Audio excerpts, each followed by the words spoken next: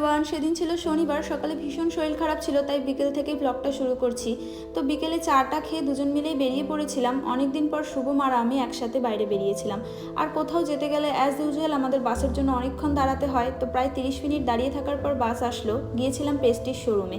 অনেকদিন ধরেই একটা ওপেন লিড প্রেসার কুকারের খুব শখ ছিল। সংসারের এই ছোটো ছোটো জিনিসগুলো কিনতে কিন্তু ভীষণ আনন্দ হয়। এত কিছু দেখে দোকানটাকেই তুলে বাড়িতে নিয়ে আসতে ইচ্ছা করছিল। নেক্সট টাইম কী কিনবো সেটাও ঠিক করে আসলাম। তারপর কিনে দোকান থেকে বেরিয়ে ও গেল একটু মিও আমরেতে গিয়েও একটা ভেজ কাটলেট খেলো। তারপর বাজারে গিয়ে আমি একটু আলু পেঁয়াজ নিয়ে নিলাম। দেন ফার্স্ট টাইম খেলাম উড়িষ্যার বিখ্যাত মিষ্টি ছানা পোড়া। অনেকটা সরভাজার মতো খেতে, ভালোই লাগলো খেতে, হালকা মিষ্টি, খুব ভালো লাগলো খেতে। তারপর দুজনে হাঁটতে হাঁটতে বাড়ি চলে আসলাম। আর আনন্দের ঠেলায় প্রথমে এসেই প্রেসার কুকারটা খুলে দেখে নিলাম। তারপর ঝটপট করে ডিনারও বানিয়ে নিয়েছিলাম। ডিনারে ছিল রুটি, আলু সোয়াবিনের তরকারি আর সুজি।